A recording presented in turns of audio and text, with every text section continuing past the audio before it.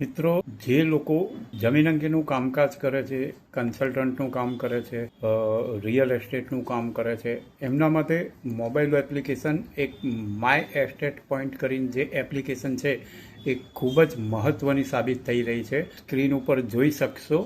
હવે એ my estate point એપ્લિકેશનની અંદર શું શું વિગતો જોવા મળી શકે છે એ પણ જોઈએ આપણે.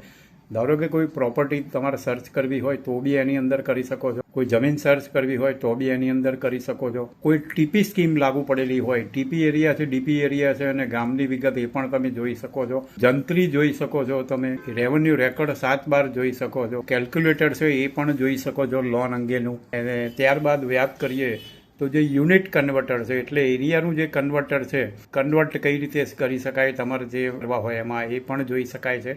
અને એક પ્રોપ્ટિક CRM કરીને એક નવો ઓપ્શન ઇન્સ્ટોલ કરેલો છે જેની અંદરથી તમારી ઇન્ક્વાયરી કેટલી છે તમારા રેવન્યુ કન્સલ્ટન્ટ અથવા રિયલ એસ્ટેટ રિલેટેડ, તો એનું પણ એ સારી રીતે મેનેજ કરી શકે છે.